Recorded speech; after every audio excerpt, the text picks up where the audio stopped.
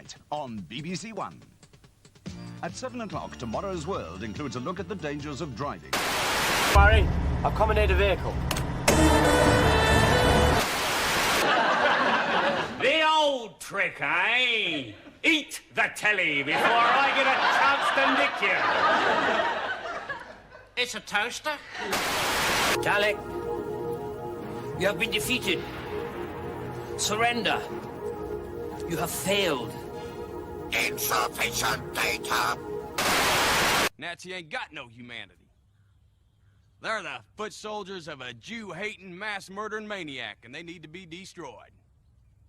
That's why any and every sumbitch we find wearing a Nazi uniform, they're gonna die.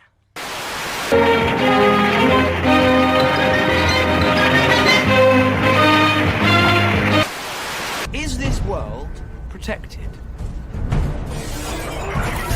But you're not the first lot to have come here. Oh, there have been so many. And what you've got to ask is,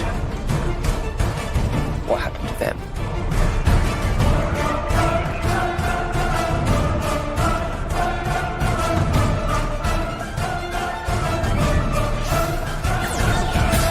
Hello. I'm the doctor. Yes, indeed, ladies and yes, indeed. Good evening, good morning. Hope you're doing well. Well, I mean, that looks bad. Look at that. Look, okay. I'll tell you the story about that in a second. Oh, did I just make it here in time? I'm on taking Ozempic, which means you just don't really eat that much. It's really weird. I've lost a ton of weight. I don't know how much. I have to go to the doctor to weigh myself, right? It's like 5 inches off my waist. Like, that's a lot of weight, right? That is a lot. And now I'm walking every day as well. I'm hoping it will do better. I didn't walk today, though, which is connected to this unsightly blemish right there. So there's a lot of pee and poo talk going to happen in the next 10 minutes. I want you to know, firstly, I had a fabulous bowel movement. Like, fabulous, right? It was firm, strong. I was very proud of it. Sad to let it go. So there's many poo and pee issues going on right now, mainly with my dog, right? So if you recall, several weeks ago, 3 weeks ago, I think it was Sabbath, right? And my dog Daisy had been scooting on her butt a lot for like a few days. I was like, well, what's up with that? What's going on with that? Fine. And then, she was laying on the couch next to me, her legs wide open. And my daughter happened to notice her vagina was red and pussy and dripping. She said, Daddy, look. That's my father's name. Look. I'm like, no. Oy vey. No, I'm not looking at that. And I was like, fuck, man, am I going to put cream on that? Because I'm not doing it. I am not creaming my dog's vagina, okay? I'm not going to do it. I'm sorry. There's got to be a service of people who will do that for you. Probably people get off on it. Who knows?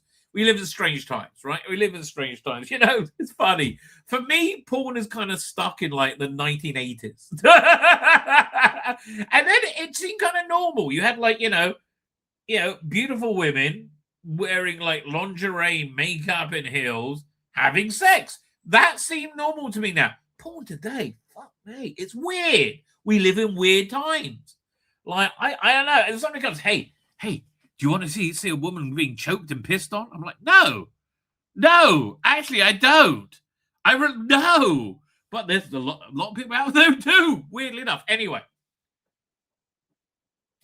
thankfully, I didn't have to cream my, rub cream into my dog's infected, pussy red vagina, right? Drippy vagina. Thank God. Oh, thank God. I'm so happy. And we had antibiotics. So I gave her the antibiotics over the week, and she stopped scooting. But now, for the last 2 days, she's developed this like, oh my God, this diarrhea. Oh, that is more liquidy than water somehow. I don't know. Like, I woke up this morning and there was like a puddle by the door. And then I noticed there was a bit on the bed as well. I was like, oh God, I've got to clean the sheets. I'm planning on changing the sheets anyway. I was going to do it tomorrow. right? I got to clean the sheets and do all that shit. Not good, right? Not good. So yeah, I was very busy today doing lots of things. Oh yes, and I forgot about this, right? So yesterday, right, I was on my way to synagogue, as one does, right? And okay, you should hear this detail as well, right? I have like a beard trimmer. I bought it like 20 years ago, and I don't want to give it up. And it's the one with like an American, voltage on it, so I have to have an adapter to plug it in. It's I bought it literally. I bought it in 2005, right? So 21 years old, right? And like I need to, I don't like my mustache hanging over my mouth, right? That's not fun. So I said, I'll give it a little trim. Pulled out my beard trim, plugged in.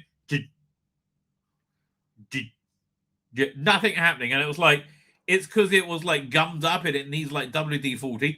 I don't have WD-40. Oh, that reminds me actually. 1 second. Let me put that. My family's shopping list. WD-40. Wonder if my wife will know what that is. I bet she will. Anyway, so I went over to so I thought I went to look for the WD-40, right? Went over to where my laundry, my washer and dryer is, and there's a shelf above that we keep that sort of stuff. No, right? So I walk back, right, and this is the area where the dog likes to pee, right? So I go like that. My foot goes like, Wah! And I fall flat on my back. My daughter comes rushing downstairs, terrified, right? Terrified. Actually, it was kind of painful, I have to tell you, because like stuff fell on my face as well, which is where that came from. Anyway, so I had that going on as well, right? I tell you, I've had a reasonably rough time with poo and pee, especially animal poo and pee. Over the last 24 hours, I don't know if it's an omen or something. Probably. Probably. Nothing good. Speaking of poo and pee, I saw that Star Trek Starfleet Academy was on again. I couldn't bring myself to watch it yet. Oh God, it's so bad. What would I rather? Clean up the incredibly liquid diarrhea from my dog, right? Or watch Starfleet Academy. Diarrhea from the dog, not even close. However, okay, here's something in Starfleet Academy's credit, right? I would rather watch Starfleet Academy than rub antibiotic cream into my dog's drippy red vagina, right? I would much rather do that. Wow, I found something that's better than Starfleet Academy. Look at that. Unbelievable, right? Unbelievable. I'm very, very happy about that. And we got the breaking news today that the TV movie is coming out, so that's good. That's exciting. And we got the news that Doctor Who's rebooting, which honestly, if they don't, they're schmucks. But what's it going to reboot into? Oh, me. I've always said rebooting is probably the best thing to do right now. Right? As long as they reboot it properly. The way to do it, baby, really, really easy, right? You just start off with the first Doctor, right? And then I would say partway through the first season, you have some kind of hint to the classic series. Like, you have like, there's a collector of like, rare objects, and he's got like an etching of Patrick Troughton, right? Or something like that. And then I'll kind of like, I would vaguely tie it in a couple of years later, but still keep it its own separate thing.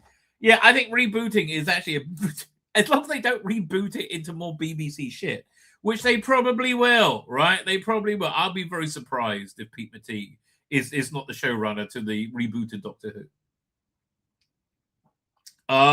Wish I could talk to him. Wish I could always say, look, you understand people who don't hold your bonkers politics, they're not all fascists, right? You understand? No, they really don't. Actually, that's a nice segue. That is a nice segue, ladies and gentlemen. Where is it?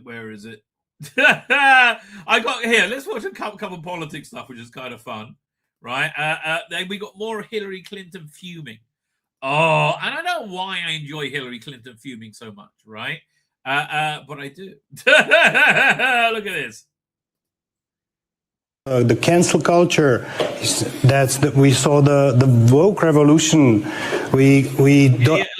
He's explaining why people vote for Donald Trump, right? And he basically is in the same camp, right? Check Deputy PM Peter McKenna, great job on your debate against Hillary Clinton on various subjects, including her ridiculous views on gender. Say hello to everybody in your wonderful country, President DJT. Right, and I like the fake smile and like she's trying to blow up, but she's fuming. Let's go back. You can just see how much anger she's got. Oh, it's wonderful. We saw the cancel culture. We saw the woke revolution. Woke revolution. Never. Yes, it did. You dumb cunt. We all know it. Agree with the gender revolution, the climate alarmism. Which gender? Women having their rights? No. Oh, I can jump in there and call you a sexist. Yeah, okay. Darling, I hate to tell you, there is no greater argument against repealing the vote for women, which I am not in favor of, very clearly I'm not in favor of, than the last, 10 years in politics, right? Oh, my God. I just saw a headline that, the wokeness in Hollywood is because of the plethora of female executives. Well, of course. That's why it's all turned to shit. But her gender views are just so crazy. Anyway, and she's like, you can mark him racist. Let Peter go on. I think there are two genders. So, but some of us think that there is more than one or more than two gender. I think there is male and female, and the rest probably is a that's where you put your money, Hillary, right into that social construct. So this is something that went too far. But does that justify selling out the people of Ukraine? Yeah. Yeah. And again, they're not selling them out. I think they're still supplying them with arms, aren't they? They're trying to work out a peace bloody deal, right? It's like, why is everybody so anti-peace? Are on the front lines dying to save their freedom and their two genders, if that's what you're worried about? Can I please finish my points? I'm sorry that it makes you nervous. I'm really sorry. It does makes them nervous. Makes a few, right? Oh, I love the insanity. Speaking of insanity, look, I love this.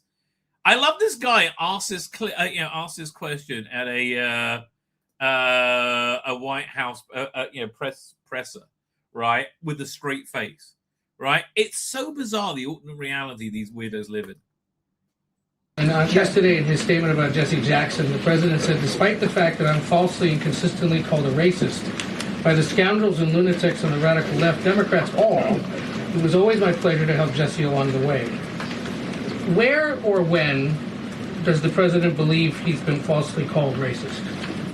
And he thinks, look at it, he thinks it's a mic drop, right? Falsely called racist. Oh, go ahead. Again, they're just also convinced of their own bullshit. You're kidding, right?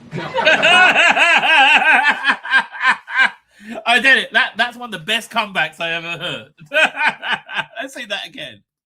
Because I love the sincerity of this question and her just like, what? Where or when does the president believe he's been falsely called racist?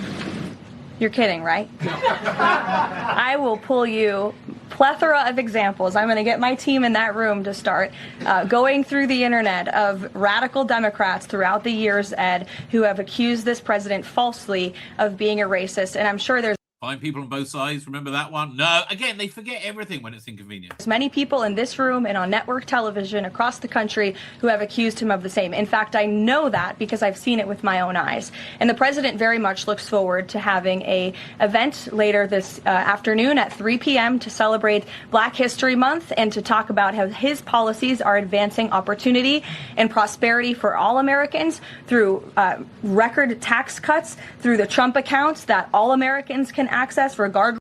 way, wasn't it Pancake Day this week? It's been a long time since I've been out of England. Regardless of race, these are a great thing for the next generation of Americans. The president has also awarded hundreds of millions of dollars in additional funding to strengthen educational outcomes at historically black colleges and universities across the country. Again, the president is protecting the hard-earned benefits of the 2.4 million black veterans who honorably served in our nation's armed forces by reducing the backlog of veterans waiting for their VA benefits and for their home loans through the Department of Veterans Affairs. So there is a lot this president has done for all Americans, regardless of race, and he has absolutely been falsely called and smeared as a racist, and I'm happy to provide you those receipts, and we gladly will right after this briefing. Well done. I just saw the trailer for the Peaky Blinders movies out. We will get... Hey, should we do that now? I like myself a bit of Peaky Blinders, right? By order of the Peaky Blinders. Even though I can't say the accent at all. Yeah, 1 second. I'll go to YouTube downloader. Doink. Put the old link in. Here we go. Oh, do I take it clear first? Okay. Now, download. It's thinking about it. Would it download the full-size version? I wonder. Oh, here it comes! I like Cillian Murphy. I pretty much like him in everything I see him in, he's just a good actor, right? I really like Oppenheimer. I thought Oppenheimer was a great movie. Although I like, what's his name? The director of it. Fine, let's pull this up, baby. Let's have a look.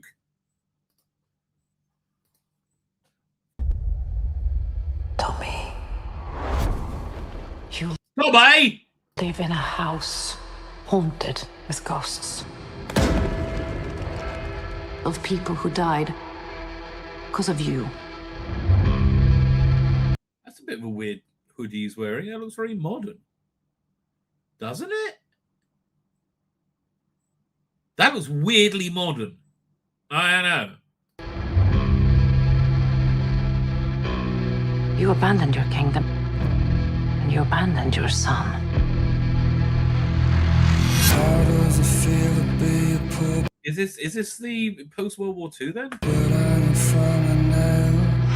Your gypsy son is running the Peaky Blinders like it's 1919 all over again. I could tell his secrets that would turn you dead. I can't help him because I'm not that man anymore. I need to know that you are willing to take part in an act of treason that will decide this war for Germany. Wow. Okay, that's cool. I like Tom Roth. The world don't give a fuck about me, and I don't give a fuck about the world. I've heard you decided this wasn't your war.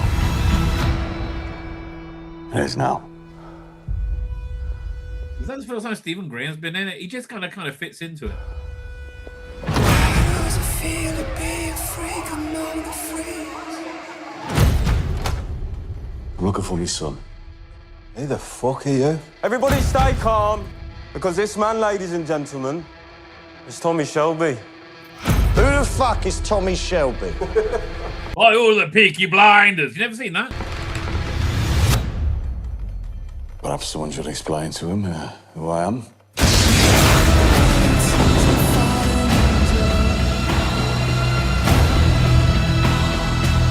Rebecca Ferguson. Tim Roth is great. I know Sophie Rondlin, but hello.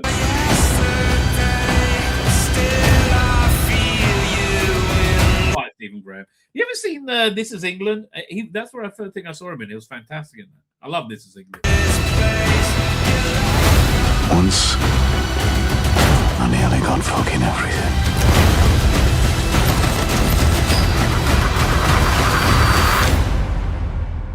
But nearly doesn't count.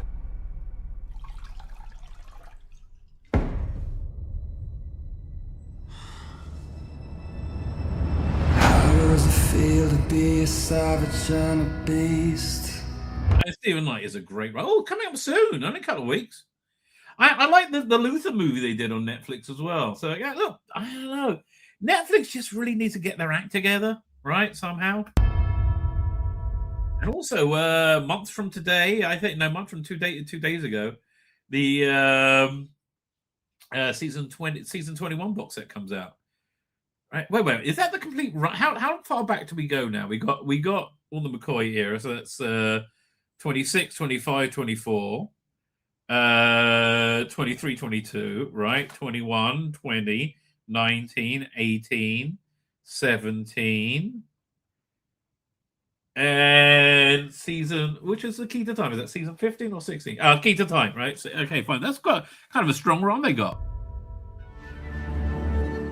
Although, again, this is not the way movies are going to be made in the future, ladies and gentlemen. This Seasons 2 thing has gone crazy, right? Absolutely crazy. By the way, before we get into that, it's been absolutely crazy. Again, you know, people just say, oh, if we just had more visibility, people would like us more. No, dude. That is not the way with the trans world. I'm sorry. Right? I'm going to present you Exhibit A. Right? Yeah, the more in public this is, the more people don't want to have anything to do with it. It's fucking weird. I just want to play with the children.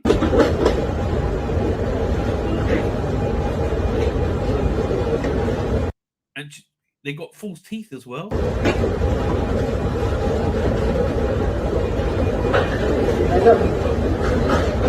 Yeah, Russell T. Davis, mate. The more trans visibility there is, the worse it gets, right? In private, this is fine.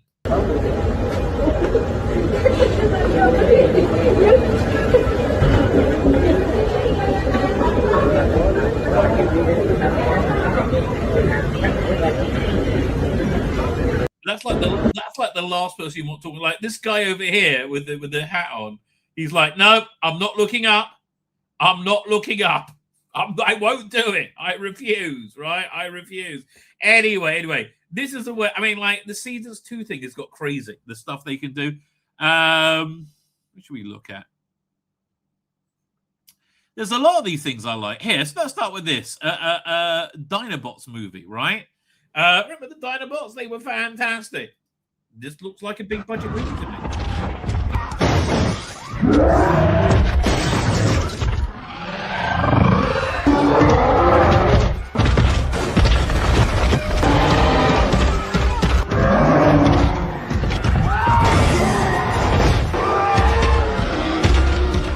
Doesn't this look like a big budget movie to you? Why would anybody do special effects a different way?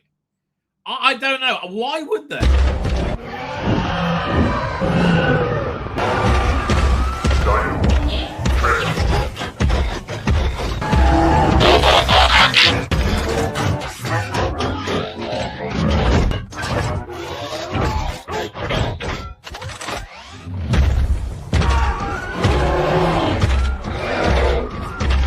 Can we get some Megan Fox in there as well? That'd be awesome. This is not a quick little sequence. This is going on for a while. This is like we're a minute in already. You've got another 2-3 minutes.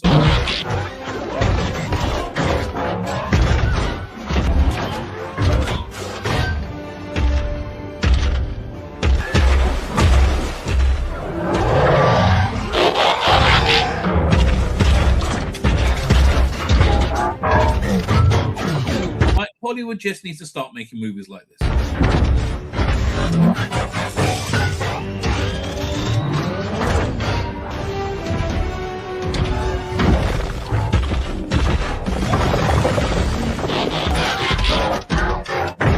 Well, you need something else happening. They're just all changing.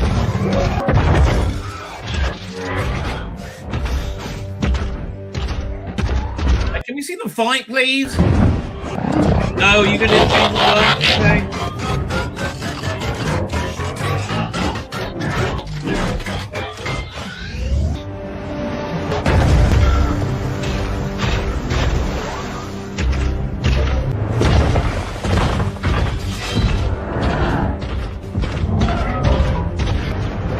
Okay, they might be getting for a rock now. Let's go.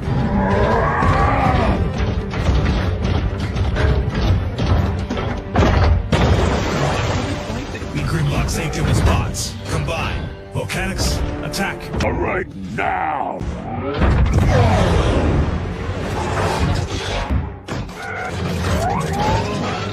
Oh, they all joined up. That's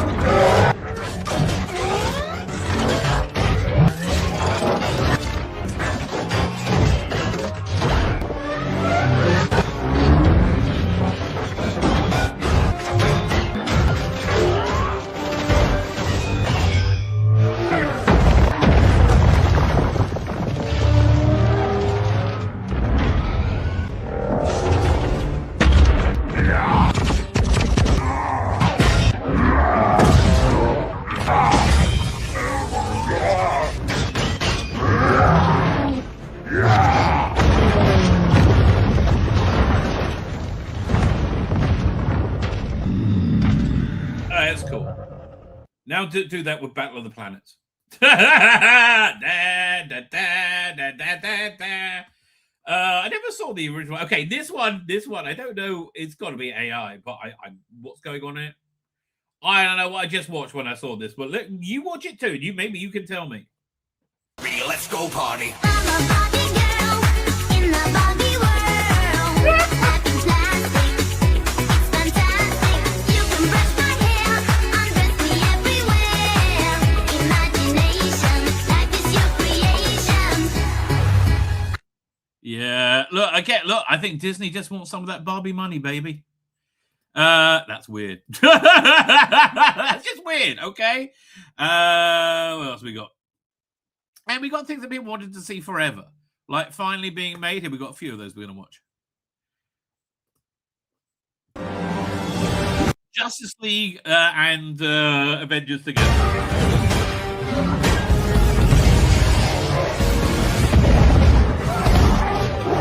This is and Dinobots. Okay, this is literally better than everything Marvel's done in the last 10 years.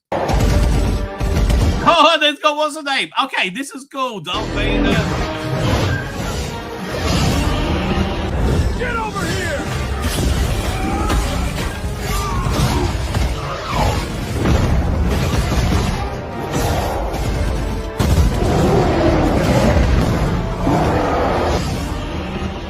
All right, I'll watch that movie. Again, it's got to be better than everything Marvel's done for a while. What else we have? We did that. Oh, here we go. Who wants to see a bit of Captain Marvel being beaten up? Oh, I do.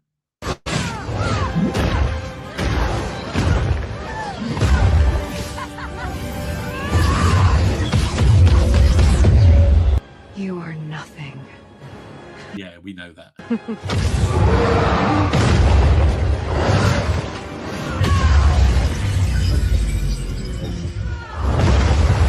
I mean, this is literally better than Captain Marvel.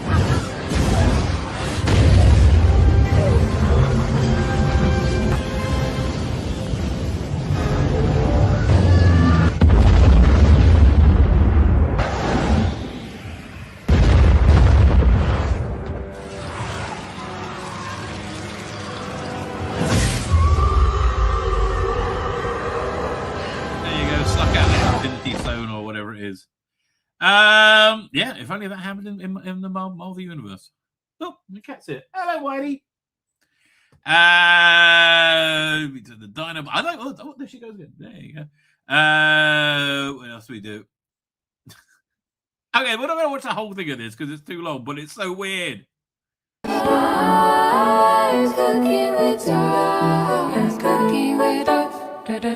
Welcome to Cooking with Darth, you reckless mortals. Good, you showed up. I was getting bored. Today we are cooking a classic Sith recipe. Womp Rat Ragu. I have to tell you, it's better than most of Disney Disney Star Wars. Was there anything good in Disney Star Wars recently? Oh yeah, I like Andor. I thought Andor was good. Key to this centuries-old dark side dish is tenderness of the meat. Break its will first. That's how you turn your lightsaber red, apparently. You got to, like, make the kyber crystal bleed. I'm glad they finally explained that. The meat must be well seasoned. I will not tolerate blandness. Look at that. Tender. Obedient. accepting its fate. The Jedi, Like me. I could never achieve this level of submission. They marinated in hope. Anything else going to happen? Cutting up stuff. I tenderize it. And a splash of Alderanian wine reduction.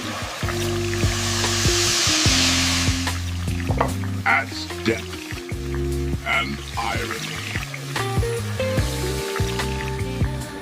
And here it is. Womp Rat Ragu. The finest Sith supper in the entire damn galaxy. I wouldn't argue with me about that. Unless you're into sudden, inexplicable choking incidents. Okay, that's just weird. It's just weird. We'll do two more, right? Superman versus Homelander. I always like the way Homelander was based on Superman, right? But just an evil version.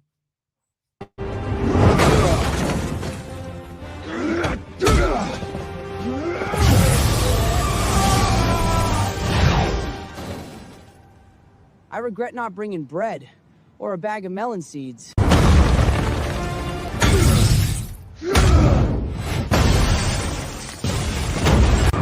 What the Snyderverse back? Pay Zack Snyder to do this in AI. Pay him to do one of his movies in AI. I bet it would work. I think you should teach him a lesson.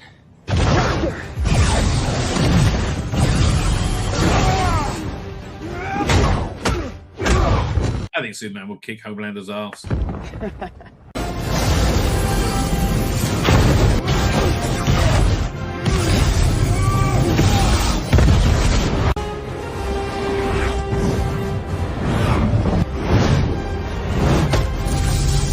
Again, ask the question: why would anybody do special effects not using AI now? Yeah, it's just beyond. Okay, last one, and then we'll get to the chat. But I do like this new this trends are going on. So we've always wanted to see Terminator versus Predator.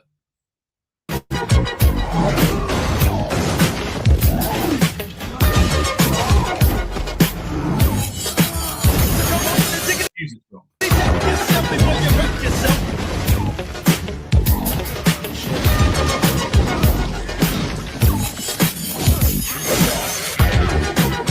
I think a Terminator will be stronger than a Predator.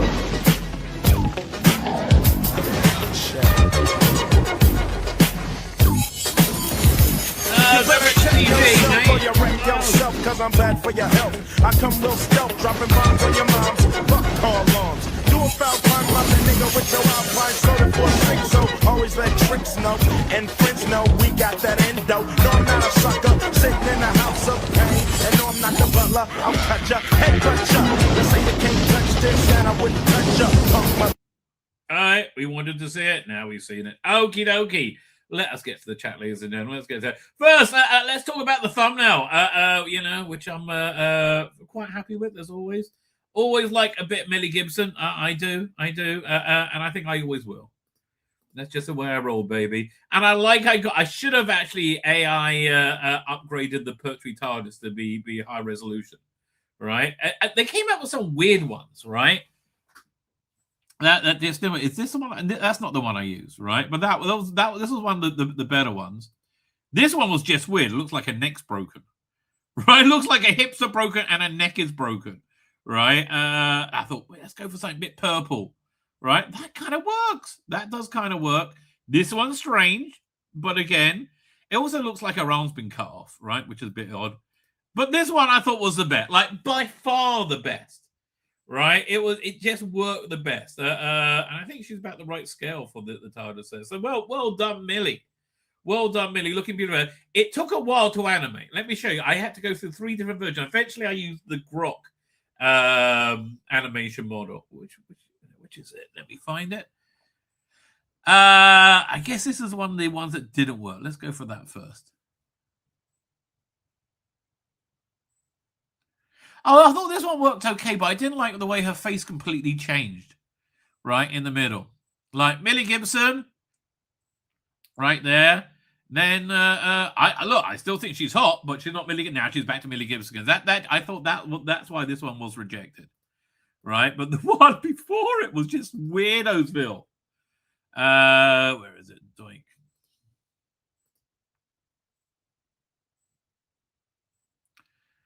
Like, mate, that's just kind of strange and not sexy, right? I don't know what you're doing there.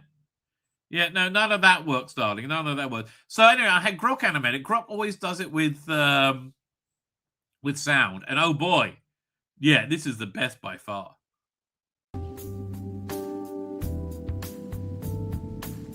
Still looks like Millie Gibson, right? Okay, that's a bit of a weird kiss, but you know, I could go with it. Right, one more time. And the music's just perfect, like 1970s pool music.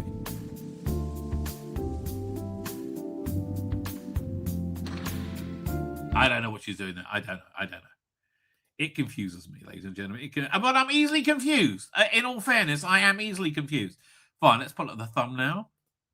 And we will head over to the chat later. It's the 19th today. Look at that. Whizzing through the month. There you go. First story, which isn't on the thumbnail because it only came out today. We're going to look at the McGann Blu-ray and 4K that's coming out, which I'm really kind of happy about. Although you can get a 4K upgrade, which is really, really nice at the Doctor Who 4K project. Probably a lot cheaper, right? Roger Avery, the Pulp Fiction writer, trashes Alex Kurtzman. I hope I can get the clip of that. That's brilliant. Right, that is really brilliant. Predator Badlands. Everybody said, "Oh, what a failure! What a failure it's been." It did quite well actually. That on streaming, people didn't want to go to cinema to see it, and fair enough. It's a good movie, right? It's as good as the good Predator movies, and I recommend very highly Prey. I thought that was excellent, which is kind of like not the prequel to this, but in that universe. And I also recommend Predator, Killer of Killers, right? It's all by the same guy who's now been poached by Paramount, apparently, right? Bit silly. A bit silly of them. And, of course, Doctor Who Reboots. Again, it just seems like the only way to go at this point, right? I guess it's good night from me, then. I guess it is, Millie. I guess it is. I think you'll still be on my thumbnails. Don't worry, darling. Fine. Let us get to the chat, ladies and gentlemen. Let's get to that. Don't we get a message? No. Okay, fine. I've totally lost my head. Here we go. So Darren M is here. Darren M, thank you for joining us. As is OT. How you doing, OT? May your luck outrun your troubles in the year of the horse. Well, man, I could certainly use a bit of luck. That'd be fan dabby double dozy. Although I have to tell you, what I call this okay, my marriage is just weird right now, right? My marriage is just weird, and we actually think got a bit better recently. Like my wife, okay, we haven't broken up, but my wife's like seriously contemplating divorce, right? She's in the middle of this midlife crisis, right? And I mean, we're not together, right? But so then she's like trying to work out who she is and what she's doing and what's going on. So like about a month ago, right? And this was really a problem. Like me and her were just like there was no boundary between us, right? So I made the decision to kind of like separate, and give each other a bit space, and she just got madder at me. I like, but that's what you want. She just got mad, and everything I did, she would just be mad at me. I'm like, but I'm doing exactly. I don't understand, right? So we had couples counseling us. Like we go once a week. Right, next week's going to be on Thursday, so I'm going to do my stream on Wednesday, right? And like I basically say this, like, well, whatever I do, you're mad at me, right? I don't get it. This is not good, right? The thing is, I was really bad for a number of years, and she really kept praying for me to come back, right, and be me again, which sadly has happened since she got broken by that whole time, right? She really did get broken by it, right? Oh, Wayne, what do you want? That's my cat meowing at me. Anyway, so I'm like, look, this is all in my basement. We got a guest room down here, so I'm like, I'm just gonna move out because we were sharing a bedroom, right? And honestly, God bless it, she has no personal space, right? She genuinely has no personal space, right? I say, look, I'm just going to move out the bedroom, and I hope that helps bring you around to, like, you know, whatever the journey you're on. And we might get divorced. I have no idea, right? I have no idea. That's actually one reason why I would be on board for getting divorced now. But anyway, which is like the first time, and I told her that last night, and she was like, "Really?" Ah. So I know now she's sweetness and light. It's the weirdest thing. Like, and she kept telling me not to move out of our bedroom and move into the guest room. I'm like, now I'm doing it. She's like, really? I don't know, ladies and gentlemen. Listen, I can answer you the secrets of the mysteries of the universe and Kabbalah. Women. You know, I remember once, I think this is funny. I used to work on the Jewish divorce court, right? And the rabbi who ran it, Rabbi Leopold, of blessed memory, I think he passed away a couple of years ago, in his office, right? He had this little sign that says, what was it? Have questions? Here's what they cost, or something like that. And he goes, answers requiring thought, $10. Answers not requiring thought, $5. Dumb looks, still free. Yes, I very much appreciate that now. Anyway, what are we up to? Happy Lunar New Year, and not the other thing that the Mayor of London stand is about. I have no idea what's going. Is it Ramadan? I don't know. That's weird. For some reason, I couldn't see the chat until I read it. Well, YouTube's a strange place, baby. YouTube is a strange place. Archie Colin, how are you doing? So thank you for joining us. At least we got Rupert and Andy's been arrested. Rupert, who's been arrested? I know Prince Andrew's been arrested. That's kind of wild, right? That is kind of wild, right? As of Starstrip Andromeda, Hope Lives Again. Man, that was a bad show. There was a bunch of bad shows in the night. There was that Earth Final Conflict. Oh God, that was a bad show. But I watched it, but nothing was worse than Nightman. Here, see if I can find the titles for it. It's like the worst show ever made. Nightman. Opening. Let's see if I can find it. Because even the oh God, it's so bad. Yeah. This is again. There's is it as bad as Starfleet Academy? Well, that's a good question. I don't know. Here, let's look at the opening title because it is horrendous. Hang on, here it comes. It's thinking about it. Let's see what happens. Nightman. It was on like, you know, they put it on like 11 at night in England. Because literally no one would watch it, right? Because it was awful. Yeah, let me pull this up. It is so bad. I mean, again, brace yourself if you don't know what I'm talking about. It is so bad. Doink.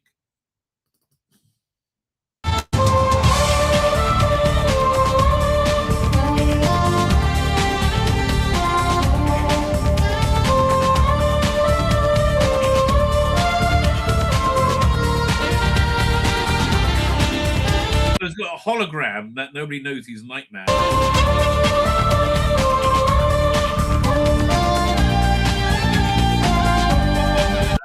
When you want the best, you don't get Matt McComb.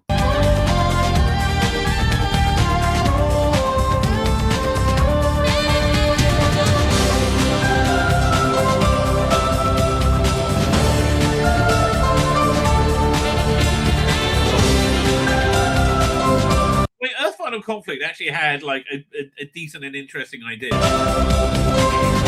There's so many members of cast in this piece of shit.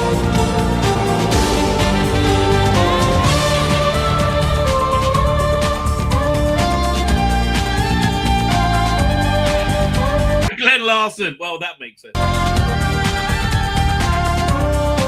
No, there really wasn't a nightmare. It's just awful. I'm sorry. That was just awful. Oh, Millie, you're back, darling. You're so much better. You're so much better. What does it have to do with Ukraine? It's just pulling words out the air to say no. Stop. Before the fit was it? Let's hope he gets in before we get the 15-minute controlled urbanization. Yeah, man.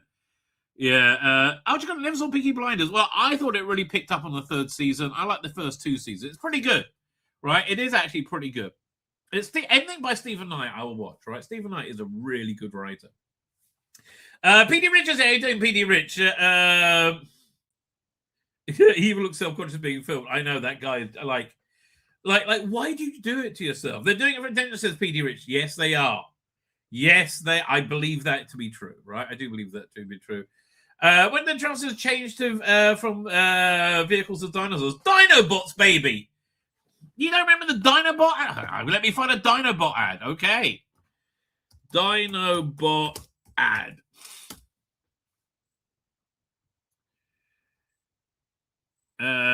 Which one's a good one? This one's got the toy in it. Yeah, Dinobots, baby. 1 second. Where does it go? Over here. Click. Oh, I'm on the wrong thing. Over here. Download. Okay. Yeah, this must have been in the early 90s. It was pre-Power Rangers, I think. I don't know. I wasn't really into Transformers at the time. I was too old. Still am. To help them battle the evil Decepticons, the Autobots create Dinobots.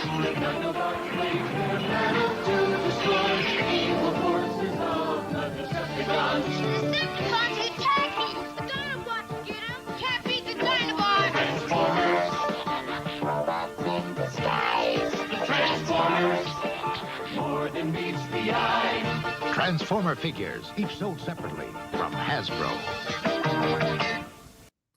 Yeah, that's what they are. Ben the Captain Marvel is not a high bar, says HaGeffen. Very correct. Very, very correct, sir. Can't argue with you there. Ethan Bogholders, how you doing, Ethan Bogholders? Thank you for joining. Lighting for movies, long shots to establish where combatants are. Yes. Why do they have to become a combiner? I don't know. Oh, well, I kind of like that. I like the mashup, right? I do like the mashup. We've got to talk about Red Dwarf as well. Darth Nihilus would approve this. Yes, indeed he would. Ben and Disney Stars, again, not a high bar, says HaGeffen. Again, he's correct. Yeah, I saw Avery trashing Kurtzman, and it was great. It was fantastic. Oh, I loved every bit of it. Andromeda was weird. Look, I like, what's his name? Kevin Sorbo, right? But, you know, I don't know. Peter says, hello, Andy, Mountbatten, Windsor. How's the prison cell? Yeah. So, yeah. I mean, I'm really shocked that he's being charged, right? I'm like, well, there's so much absolute corruption everywhere. And he's the one who gets thrown on the bus? I mean, oh, Jesus. I know, mate. I think it's time to leave the country, quite frankly. I think, one of the third world dictatorships might be the way to go. Luke Sells, 83, as he says, okay, what's this mean? I don't read emoji. That looks like a sticking your tongue out face plus Trump nod. I don't know what that means, right? I don't know what that means. I've only seen Transformers in the movies, says HaGeffen. Well, at least you got to see Megan Fox with it. So, you know, that all made sense. Anyway, where should we start? Hey, Millie, darling. Millie, we'll be back. We'll be back. Never mind. Where's that? Now I've lost the window, right? Where we go. No, that's the wrong thing.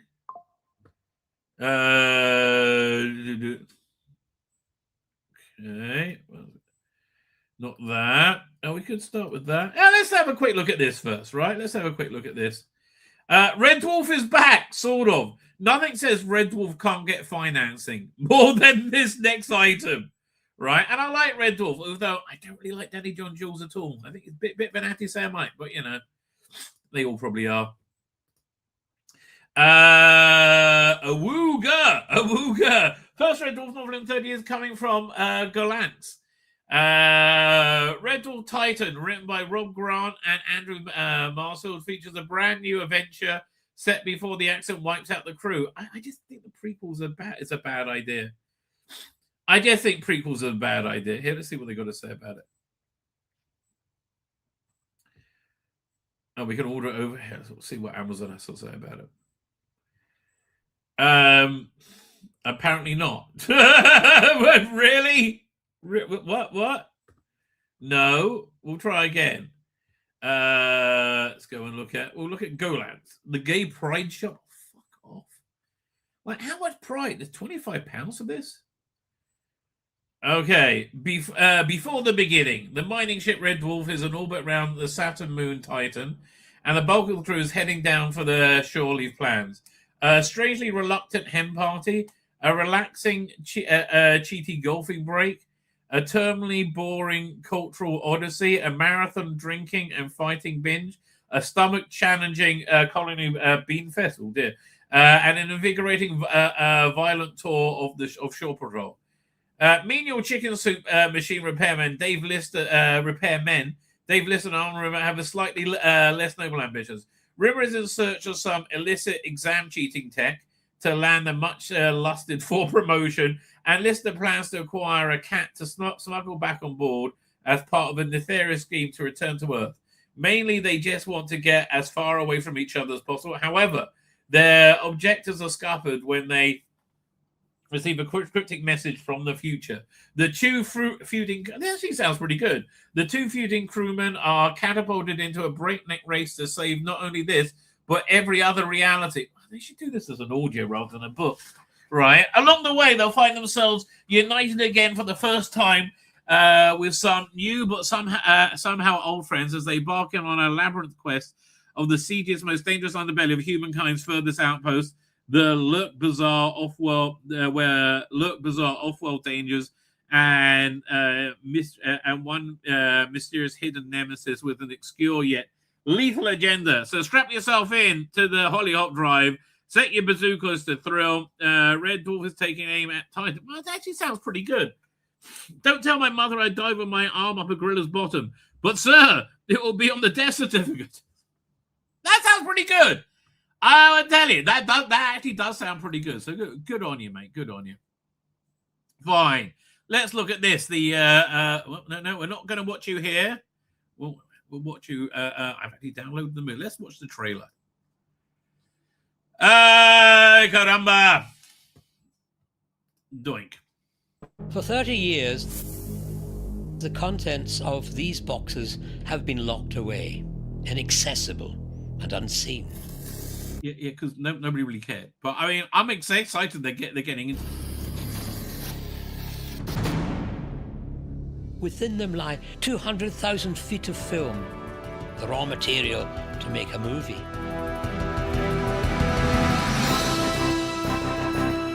Yeah, the full grey upgrade is a good idea.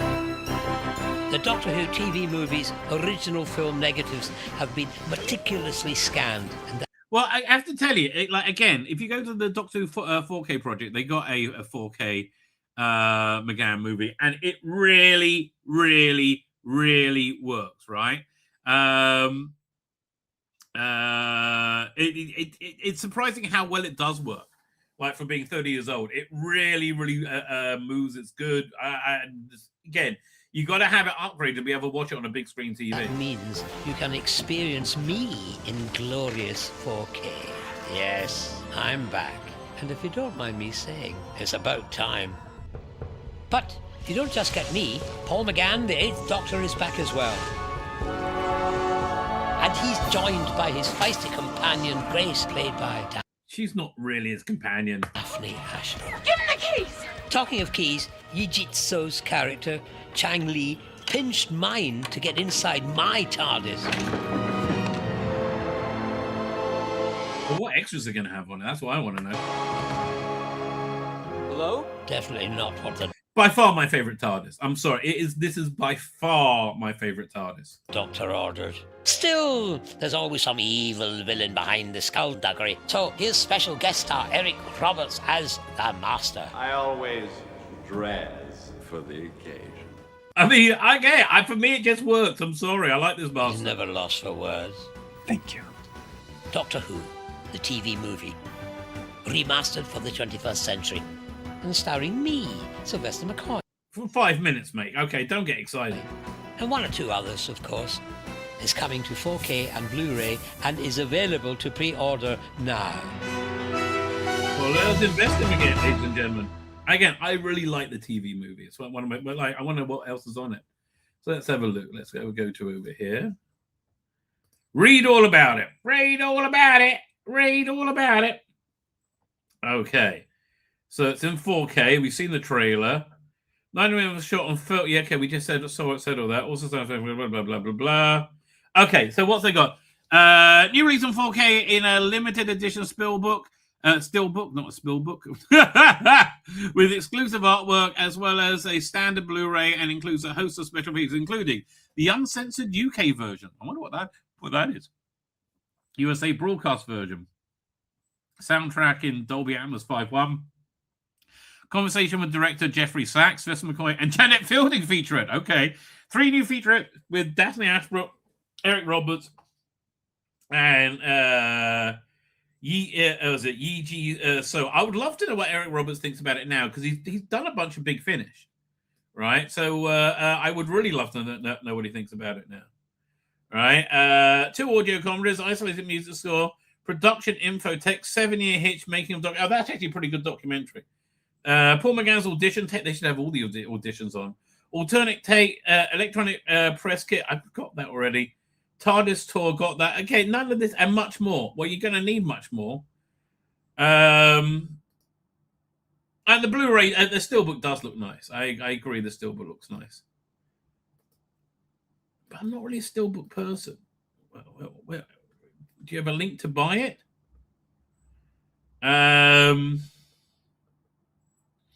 If it's available for pre-order, where is it?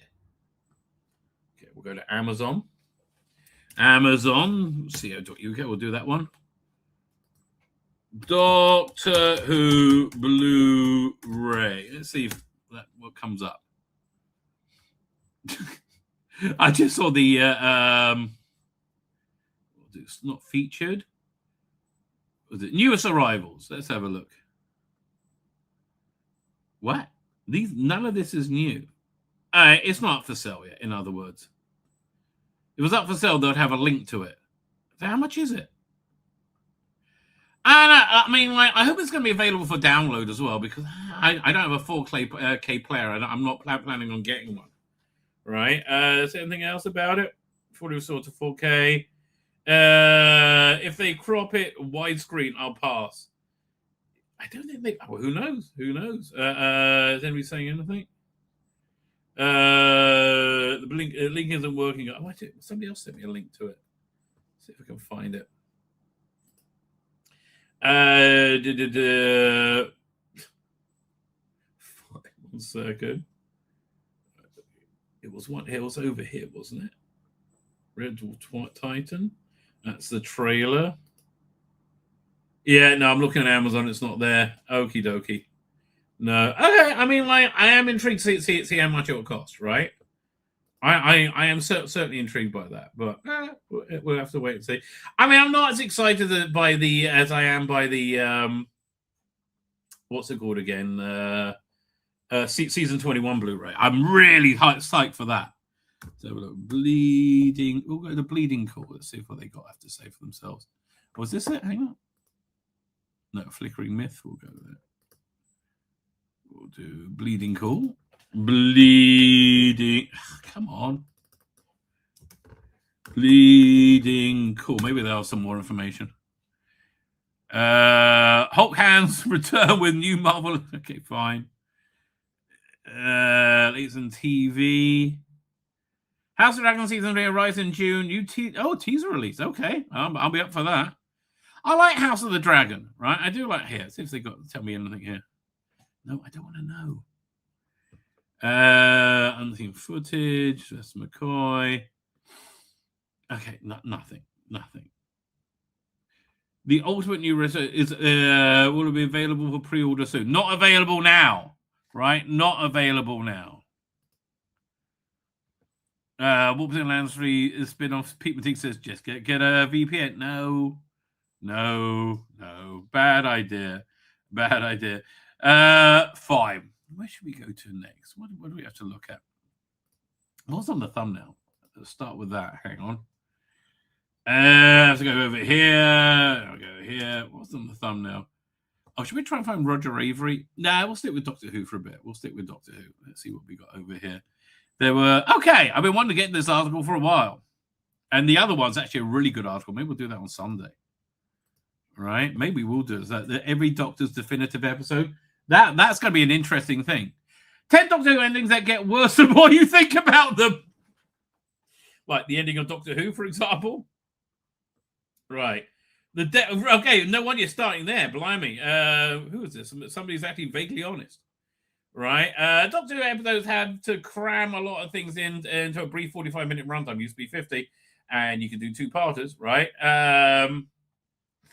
They have to introduce a complicated sci-fi fantasy concept, bring a large group of supporting characters more often than not, find inventive ways to kill them off, create interesting, memorable villain, give companions something useful to do, and for most of it, find a way for the Doctor to fix everything that doesn't feel too easy.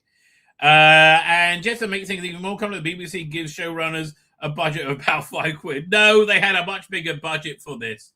Right, to put it another way, creating Doctor Who is a highly difficult task, so it should be considered a small miracle we get an episode that's merely okay. No, don't lower the fucking bar. No, I don't accept. No, you've got to be able to put it together, right? But at the same time, it doesn't mean we should forgive an episode's weak points.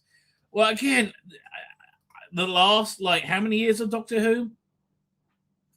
Has had what? They've all been weak points, right? The whole thing's been weak points. Since 27, we're coming up to 9 years, right? 9 years of shit Doctor Who, which is much worse than 9 years of Doctor Who being off the air, right? Way worse. But another way, okay, one weak point that many new Who stories have in common is the underwhelming ending that can ruin a potentially great episode. Well, Devil's Call's not going to be one of them, or make a bad one even worse. That's the way. Either way, it's painful to watch a story fall flat on its face at the finish line. They do that basically the entire Shooting Gamma run. Always fell flat on its face, right? It was shit. It was shit. Oh, I don't understand why people rail against that basic reality. It was shit. The Devil's Called, which was indeed shit, right? Which was indeed shit. I always got to make sure the cat's not sitting in my chair before I sit down because I don't want to kill the cat. That's just my little go-to thing of kindness. Not killing cats, right? I'm kind of my cat especially. Anyway, where are we up to? Devil's Called. After we see the Doctor do musical battle with Maestro, and silence of good on music, we're treated, if that's the right word, to a big song and dance number featuring the cast of the episode. It's a nice idea and all, but the production itself is slick. Let me see if I can get the clip of it. Because it's so fucking bad. I mean, always a twist at the end. Always a twist at the end. If it's not there, I'll find it on oh god, here it is. Oh no, that's Doctor Who Sings. It was awful. Yeah, I'm gonna look on the YouTubes for it.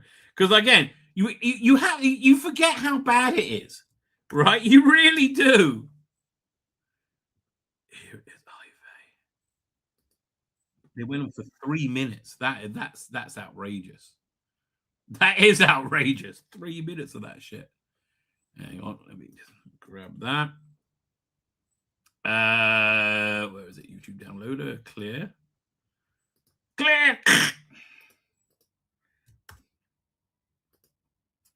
Downloading. Please stand by.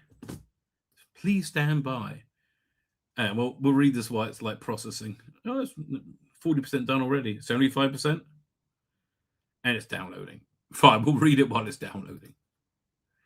A nice idea until the production itself is slick, but why? Well, they actually had a in-story reason for it. It was basically because the music was being sucked out the universe or whatever because of Maestro. They weird shit happened, right? It's not like we had any other musical numbers throughout the episode, nor in Doctor Who itself. There's zero setup for it. It just sort of happens, and the result of the all singing, all dancing Plus, the song feels very, very jarring and very, very weird. Yeah, it did. They wanted it on TikTok. That's what, and I love their insane confidence they had, right? As an explanation for what happened can be found in a cut line of dialogue where the doctor explains to Ruby, music is flooding back in, yeah, and everything's going to be strange for about 10 minutes. But while that solves the part of the problem, the bigger problem remains it was just an incredibly divisive ending. First, it was the first day back as well. And even those that did like it thought it was a bit bizarre. Yeah, it didn't work for anyone. In hindsight, we now know that it likes to break the fourth wall. I'm glad you like it. I didn't. They liked it. And this was one of the many random moments in Doctor Who that will go unexplained. Looking back, we can probably quite rightly say that it was only thrown in for the content rather than that right big story. Yes. So without further ado, let us see how much we can bear. Right? Let's see how much we can put up with. You'll help them battle. No, wrong thing.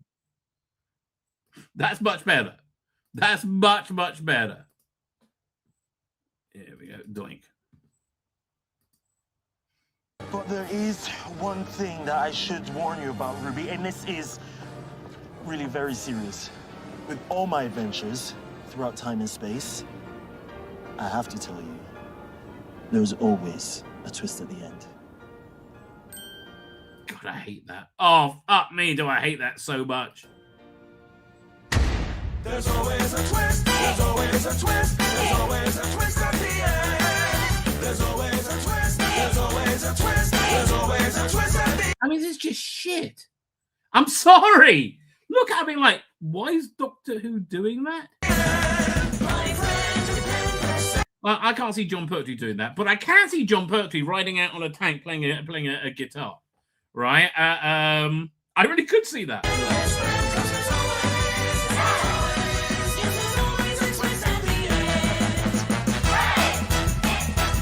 We got the bomb and the rock and the Lindy Hop. We got the jive behind and the staying alive. We got the conga and the salsa and the mighty big papa. The ones and the strokes and the bounce. Again, what were they fucking thinking? Who again? I like. I would love to be in the production meeting when they explain this, right? I would love. Oh, Lonnie, how you doing, Lonnie? How you doing? Shabbat is coming. I'm going to start reading a book on Shabbat, right? There's always a twist. There's always a twist. There's always a twist at the end.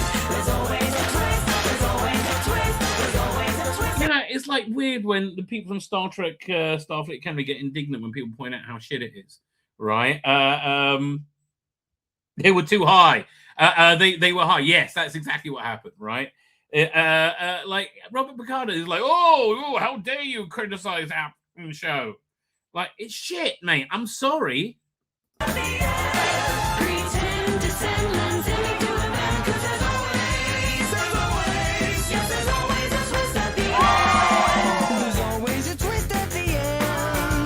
God, this is awful. I mean, like, how is this supposed to be the be-all? Always a twist at the end. We ain't no fools from Liverpool, 'cause there's always a twist at the end. I always say by the end of the twist. That Lulu? I think it's supposed to be Lulu, isn't it? That's one good thing that can't be missed. Have a special little I mean, in all fairness, this is the hottest they actually ever had Millie Gibson in this. dance, 'cause we know what's best. 'Cause we're the smart girls from the Northwest.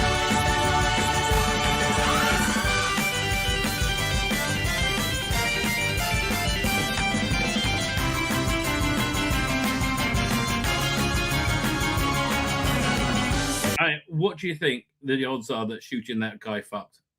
In between scenes, I think very high. Archie Gordon, I have the answer for you. Why do modern shows insist on doing musical episodes? I'll tell you exactly why. Firstly, there was a very good one once with Buffy the Vampire Slayer, which they've been trying to get back to for a long time, right? And also the silent one, that was fantastic, right?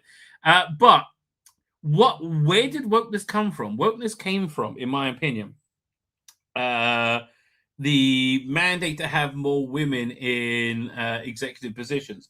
And wokeness is essentially a feminine worldview, right? And they imprinted that upon their everything they did, and everything turned to shit. And that's my answer.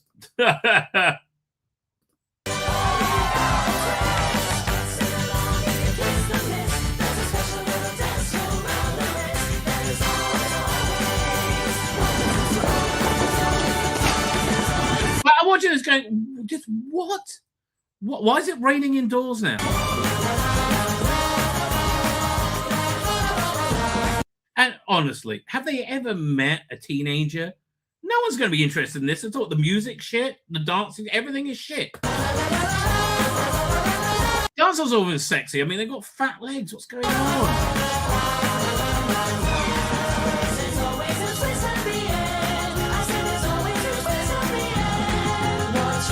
3 minutes they put into this.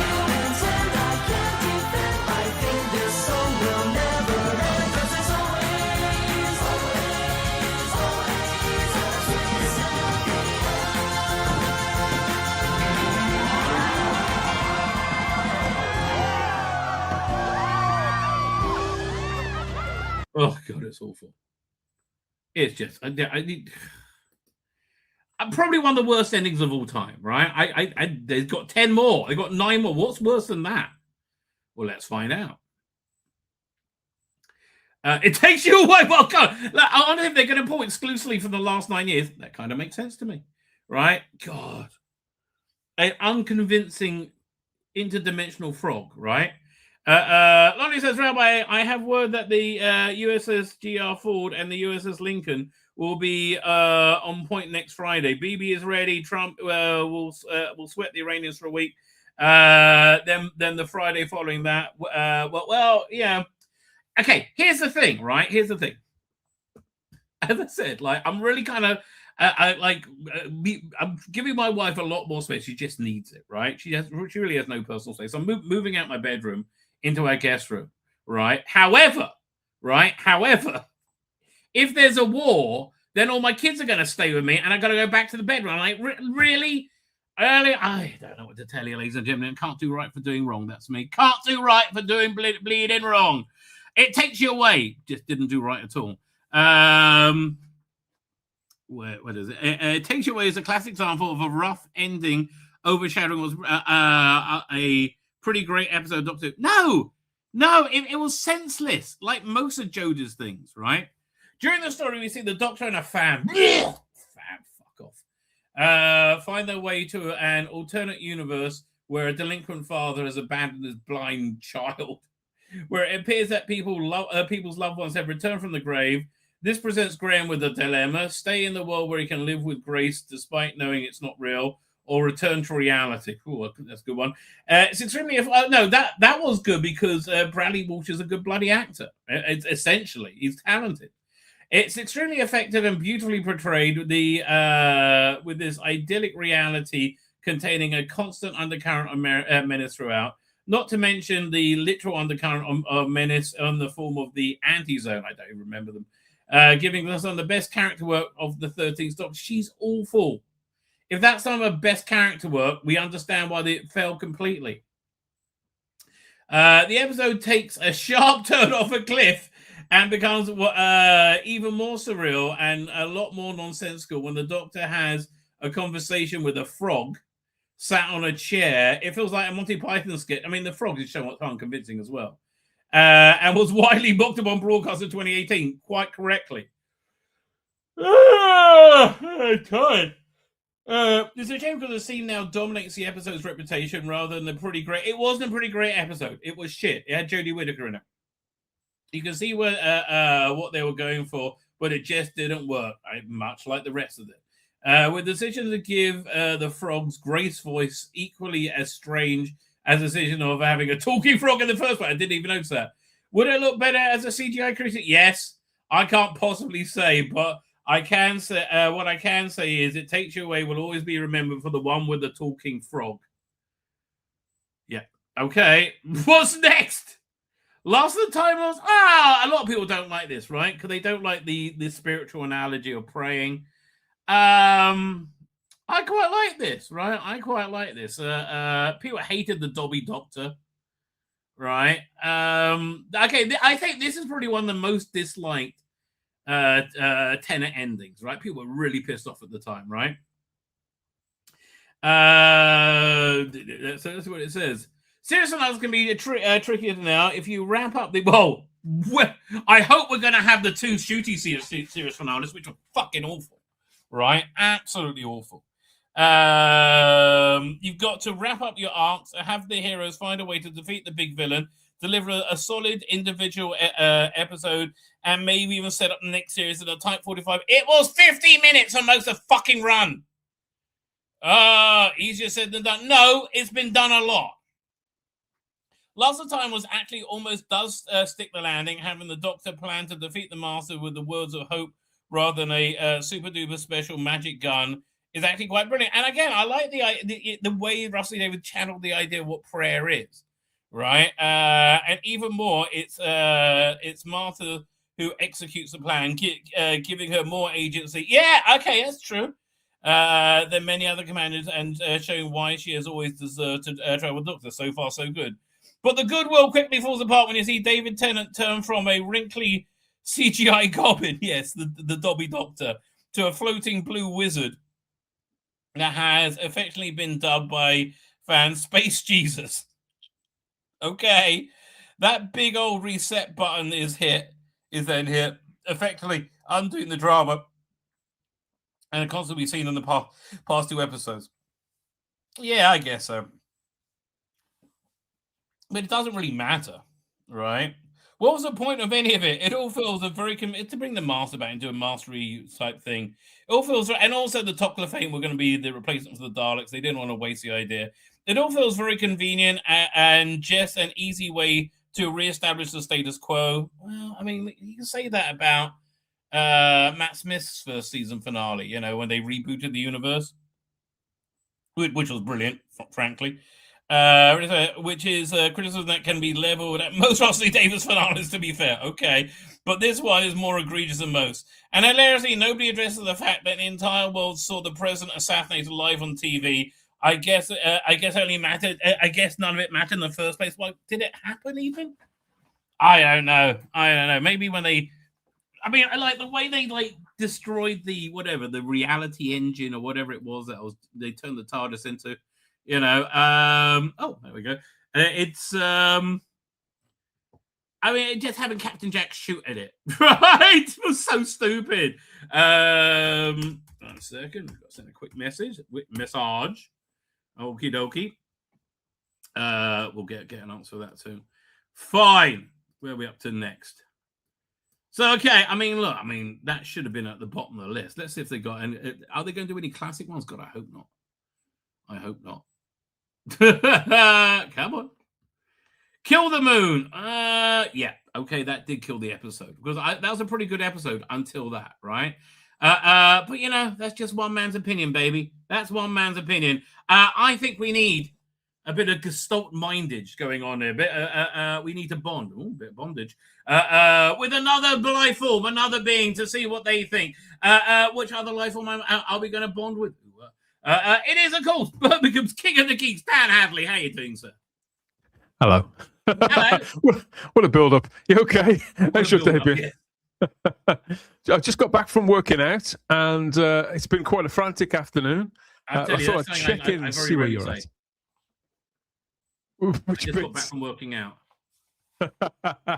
Although I've started walking daily now. Right, there's a steep hill up to like the local corner shop, right? Yeah. We call it a Makola in Israel, and I walk up there because I'm losing a ton of weight with a Ozempic. I've lost a ton of weight with a Ozempic, like 5 inches off my waist. It's like in about a month and a half, 2 months. It's That's crazy. Great news. Yeah. And so now I'm like, you know, only massively obese. I'm able to walk a bit more. So every day after synagogue, I go for a trip up to the corner shop and back. That's me for you. To survey your lands. Yes, so you're like, well, again, I used to have like a street that I didn't cross, right? That's as far as I go. Now I'm breaking out, right? I'm breaking out. And when I'm hoping it's about a third of the way to like the town center. So I'm hoping by the time, another month or so of walking, I'll be able to go there a few times a week without blinking. Yeah, so good news for me. Set yourself some targets, set yourself some goals, and smash them.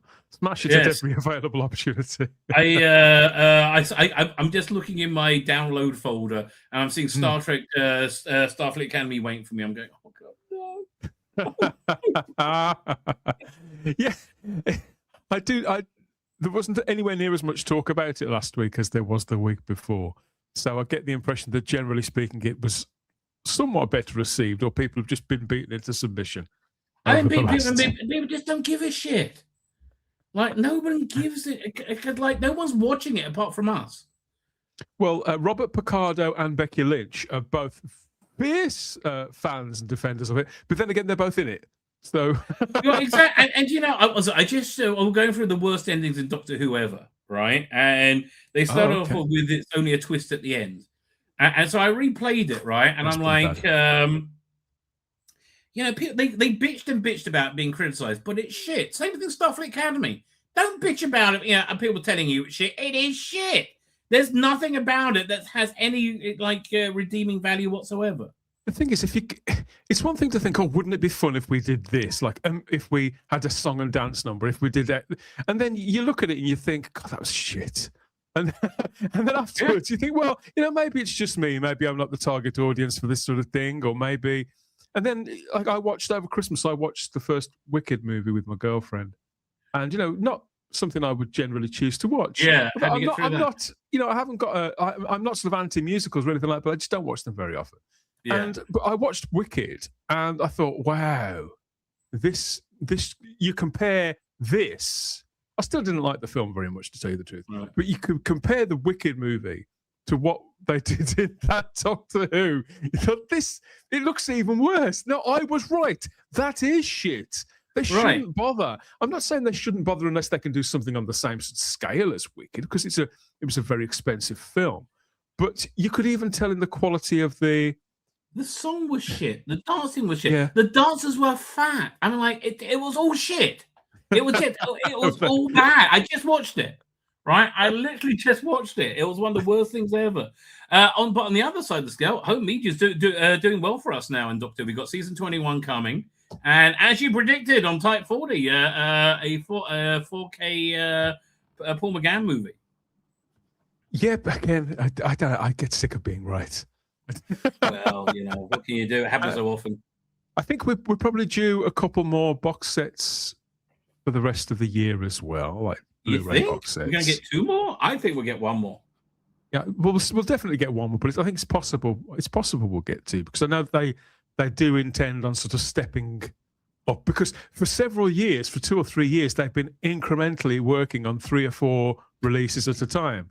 And gradually gets to the point where the majority of them are in a complete-ish form. And also, you've got to bear in mind that in the last 2 calendar years, Russell T. Davies had spoken, I don't know if I've said this publicly or not, but I can talk about it now.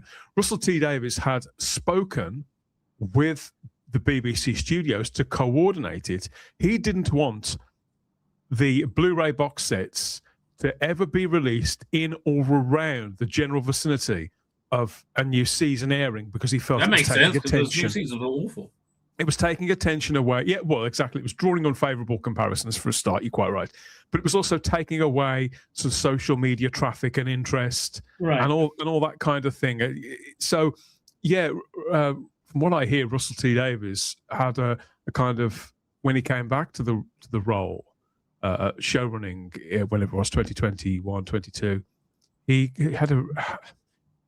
was much more totalitarian about things than he had been in his previous stint, much more controlling, and that was one of the things. It's contributed to the Blu-ray releases, but he just didn't want them anywhere near his. It's the same thing as Alex Kurtzman cancelling the fan films, right? No wonder they're far better than his start. Yeah, exactly the same thing. 100%. The truth of the matter is that what are they called? What was it called back then? CBS All Access. They would probably have never commissioned Brian Fuller to make Star Trek Discovery in the first place, were it not for the success of not just Star Trek Continues, but things like the Red Shirt Diaries and the various other. Because there was about 4 or 5. They should have just financed an Axonaut and put it on their screens, right? And it would have been way better, right? I wonder what they're saying now. The people who make I saw a story. Somebody who works on Star Trek Discovery, say Star Trek Starfleet Academy. They're saying if it fails, then there's not going to be Star Trek for decades, probably. I'm like, well, if it's going to keep being like that, I think we're okay. What has the last 10 years worth of Star Trek, of consistent Star Trek content, of sometimes multiple series in a given year, what exactly has it brought us collectively, and how has it enriched the franchise? I'd say, you know how much I love the first season of Strange New Worlds. I regretfully have to say, aside from Picard's season 3, it's all been unreservedly a waste of time. Even I liked Discovery when it first came on, and I'm an outlier. Me too. I was good until the Christmas break, actually. Yeah, the first sort of 12, 13 episodes. But aside from that, it never got to where it was meant to be going to. So that kind of cancels itself out. Therefore, we are left with Picard season 3. It's not much, 10 episodes for 9 years. Although, I would say, now he's been snapped up by Paramount, apparently. The guy who did the Predator movie, Badlands. Did you ever see that? Yeah. I've not seen Badlands. I was going to go to the cinema to see it, and then it was one of those where I was going to go to the cinema. I was going to go with my brother, and then he couldn't make it until a certain point, and then they listed it for physical media release. Oh, it's out to buy in a month. I might as well. So no, I'm going to buy it. If I was you, I would just get a Disney Plus subscription for the month. There's a lot of stuff on there worth watching as it happens. Right, you get it on 4K. It's easy, but okay, it's not a great movie. It's good, but it's about the same level of greatness as the first Predator movie, which isn't a great movie. It's just fun.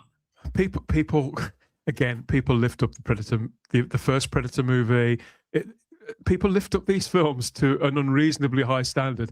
They're fun monster movies that are well made. And came out at exactly the right time. They're not rocket science. Even Ridley Scott's Alien is largely a run-around monster chase movie. Right, but that at least was very innovative with its production design, the whole tone.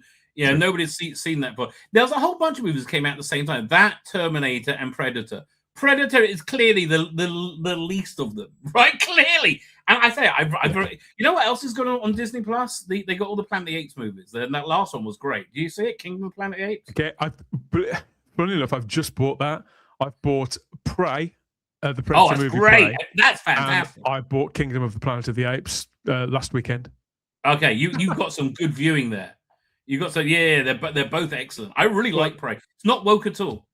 Now I've seen Prey. I watched it when it first came out, and I really liked it. Again, I thought, well, I wouldn't rave about it, but it was a good, fun monster movie that wasn't woke and brought something extra to that franchise. Which something like it's how much can you enrich something like Predator?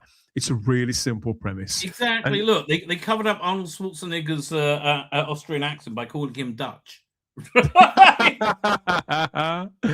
So I'm always a little bit reluctant to sort of go on it because these films mean the world to me because I was at the right age when they came out. But it doesn't mean that they deserve the kind of lofty reverence that some of our number do gild them with. It's a time ahead. But have you seen this? This is a pretty quick clip. Terminator versus Predator. Something we've always.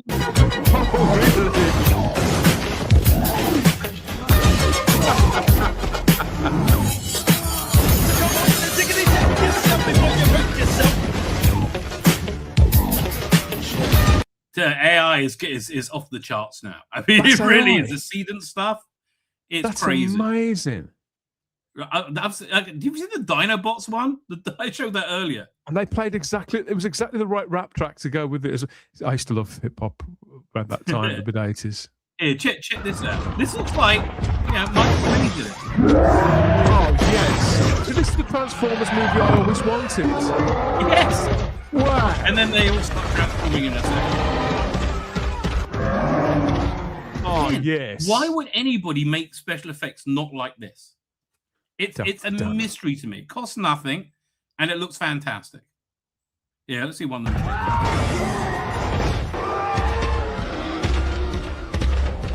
So much fun. I'll go whiz it forward so they start changing into robots. Oh, yes.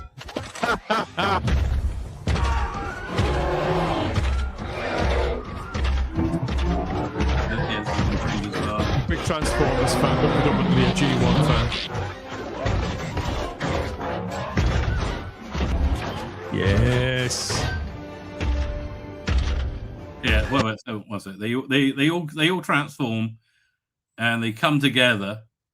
Transformers is perfect for AI to play with because it's a little as a concept, it is a little bit rough around the edges. So in those little corners where in those split seconds where AI looks a bit rough around the edges, it doesn't matter when it's Transformers because of the goofiness of the idea. So this is just. I'd watch an entire movie like that. No problem at all. Yeah, well, it's about to get better. Sync of response. Combine. Volcanics. Attack. All right, now. Devastator.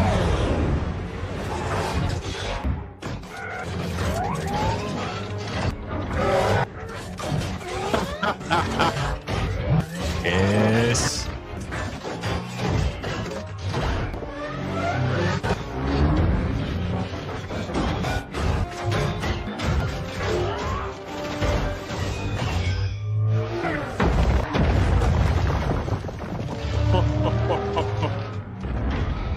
Now you're fucked. Yeah, the scout is it.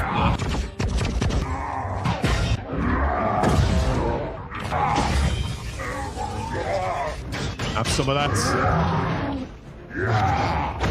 I mean, great big bogey. It can't be long till we get full features made of this, right? It can't be long at all.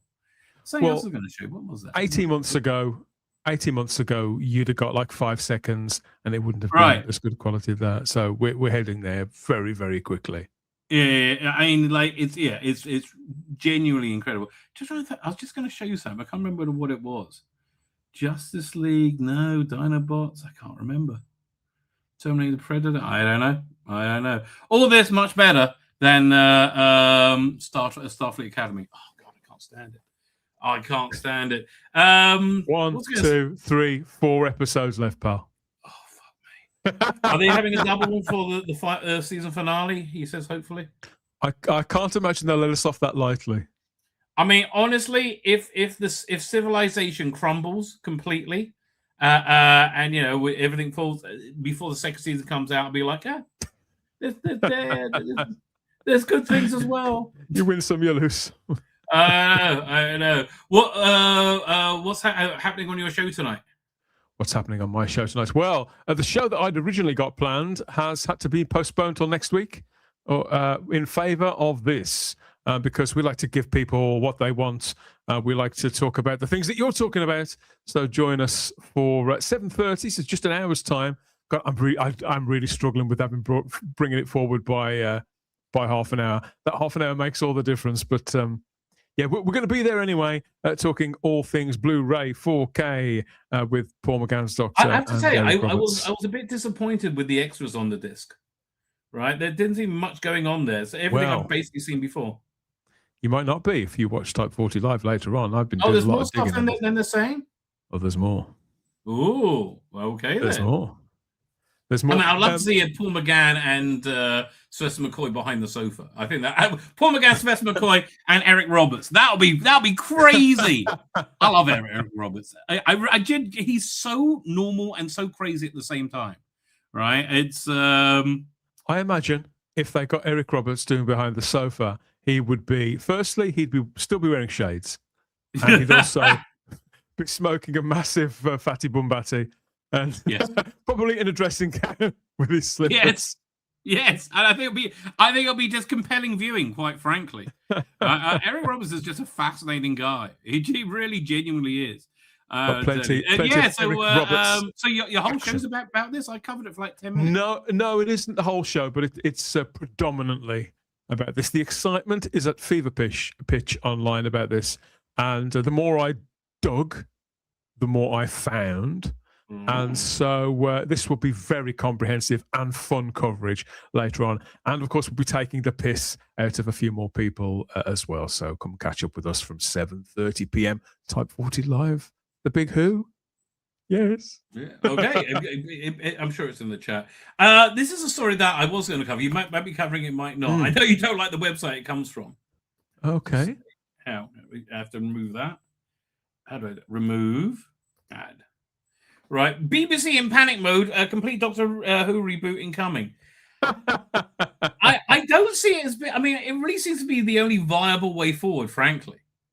I think I'm going to get myself. I used to have one. What I'm going to get is I'm going to get a proper, big, bright, bulbous red clown's nose for things like this, which I will put on, and I'll get one that makes a honking noise every time I squeeze it, like that, because that's what this shit is. You know, and it's no offense to Star Whovian, who's a mate, and I do like him a lot. But this is all bullshit. And the fact that it's on Fandom Pulse means you can guarantee it's a little bullshit. I mean, that is a fair point, I have to say. But again, like, why wouldn't you reboot Doctor Who at this point, right? It's like you've had 9 years of complete failure. Well, this could be a conversation to explore in greater depth. I mean, I don't know. I don't know why my position is, why would you reboot Doctor Who? I can't see any creative point to it at all. Oh, I can. I totally can. Like, you start off with the first Doctor, right? And you get to clear away all that like convoluted lore, right? That got so messed up in the last 9 years. And then I like the idea of what they're going to do for a Paul McGann series in the 90s. Like, they're going to remake Talons of Weng Chiang set in the New York subway in the 70s. Things like that. I would love to see a remake, a redo of like Tomb of the Cybermen. And you're right. Even though I suppose you've read John Leakey's Bible that he put together with all that stuff in, and when you read that, I do find it largely heresy. But if I step away from that side to me, I actually think that you're right, and that in 1995, 96, that would have been the right time and possibly the only time to do it. I think it was a different TV landscape. I think the prospects for Doctor Who's future were very, very different. And would it have worked? It would have creatively worked. I'd have accepted it reluctantly. And I think that it may have actually, if it had had chance to breathe, it could have been a long running success. But now, like 30 years on, I think now that's an interesting curio. But did you ever get the 4K version of it from the Doctor Who 4K project? Of the TV movie? Yeah. No. Because he has a 4K upgrade, which I use, which I watch. It's so, because like you've got big TVs now, you know, and like HD. It's so watchable, right? And it's so much better in HD. I have bookmarked Cunning Monkey on your constant recommendations. Oh, and I saw a trailer which I thought was breathtaking. So I'm not a big sort of fan edit person, but in this instance, I'm going to get involved with Cunning Monkey's work. I'm going to subscribe to them or join their Patreon, and I'm going to sample some of it because it does look considerably better than I was expecting. I look, for me, because I've seen like Robots of Death like several hundred times, right? So I watch a re-edit of it that's like a little bit snappier and a little bit. It's like watching. It freshens it up for me. Yeah, well, yeah, I can see. I still find watching them on DVD a novelty. Never mind Blu-ray. So I'm happy. I'm happy with them as they are. You've probably watched most of that material a lot more than I have. I'd say I've seen most Tom Baker. There's probably not a Tom Baker story that I've seen more than 10 times, for example. And there's plenty that I've only seen 3 or 4 times. So yeah, there's a big chunk of stories. About half of them I've only seen 3 or 4 times. So yeah. Like Face of Evil, I must have seen like 20 times. I love Face of Evil. It's one of my all-time favorite stories. I absolutely adore Face of Evil. So I don't know. Listen, creatively, I think it's a good idea to reboot the show with a new First Doctor. I mean, it got so stupid towards the end, right? It just got so like bonkers. It got stupid because the reason why it's got stupid is because everything was getting in its way, and it would be the rebooting the series, the formula, the format, the lore wouldn't draw any kind of line under that. In my humble opinion, I know that Barry's and people like that have made videos. What are they going to reboot it into, right? That's what is Sadiq Khan going to be the Doctor? I mean, probably. I mean, all of these rumors, they all come directly from Reddit, and Reddit up until about a year ago, Reddit was a reasonably reliable place to go. But once it was discovered, once Doctor Who fans discovered Reddit, they started literally piling it to the rafters with any bit of wish fulfillment and any passing notion that they had, when it was never a handful of people as such, but there was a certain hierarchy there, and it was kind of the best kept secret, really. Now it's full of people and some of whom are people who are pretending to be the original leaker to get traction for them. They all pretend to be the original leaker. It's all taken on this sort of traction, and of course, then there's the fact that between mid to late January, right the way through till early March, is something, and I claim this. Doctor Who community, I claim this. I denoted this as Doctor Who annual silly season. It's when there's fuck all going on. And so Doctor Who fans get really, really bored. Initially, they start laying into one another on social media and making content about. Yeah, they got bored of that now. I've seen that's all died down now. That usually peters out within the first week or two, and sure enough, it happened this year. In fact, some arsehole tried to involve me in it, so that happened again this year. And then eventually, what happens is that people start spewing out any nonsense, any passing thought they have, and other people run with it.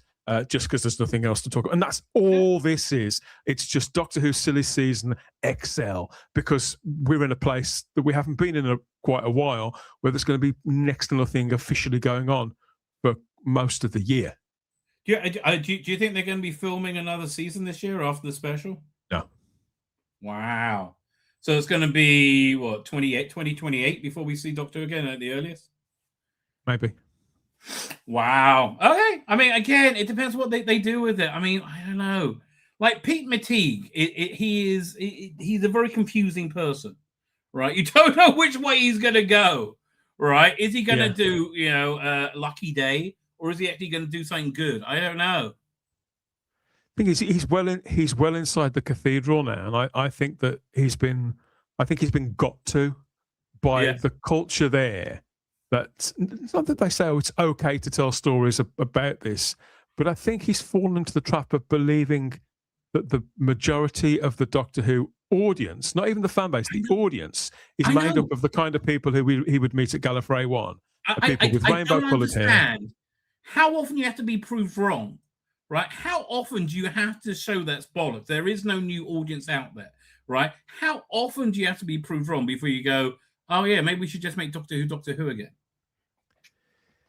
It beggars belief. So they've always got to find out in the hardest way possible. And she likes it hard, baby.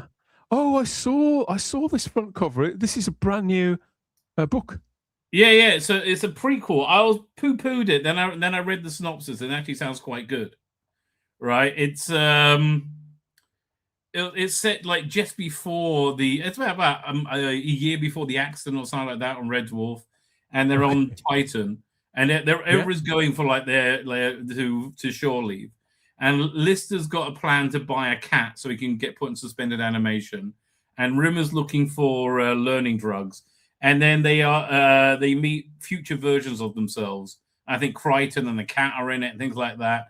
And they have to save not just their reality, all realities. I'm like, well, that actually sounds pretty darn good, right? That does sound good. But nothing says they couldn't sell this prequel series more than they bring it out as a book. Yeah, there was talk of there being some sort of prequel TV movie or series or one-off thing, wasn't there? And because Doug Naylor is the guy who was doing the ongoing show. Right. Rob Grant took, because they had a major split, didn't they? Yes, they did. And that's Andrew Marshall, who used to be David Rennick's writing partner. Obviously, David Rennick is now retired, so this could be a good fit, because they both Rob Grant and Andrew Marshall, they all used to write for the two Ronnies, was it, in the mid-80s? That's a good grounding. Yeah. So what happened was, around 82, 83, 84, the two Ronnies sort of producer, I can't remember the guy's name, was it Sidney Lotterby, something like that, got a load of new young writers in to write for the Ronnies.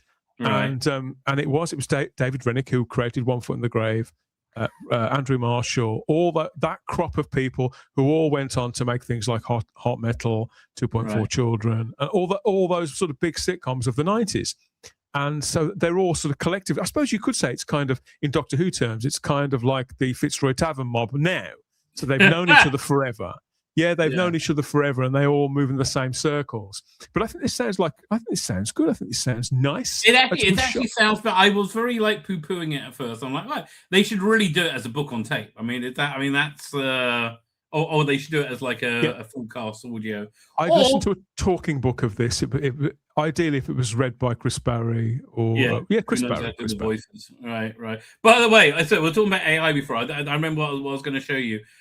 But I had the Grok AI animate my thumbnail. Have you seen my thumbnail for today? I didn't see it properly. Was it Millie Gibson on the TARDIS console? But like the Grok always puts like sound on it, and like the let me show it to you. It came out really well.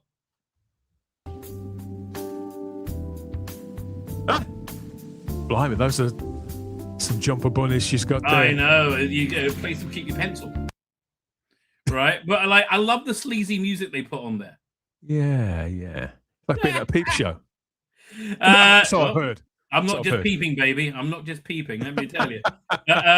But like what Matthew Brown said, Rogue Grant was a real base behind Red Dwarf.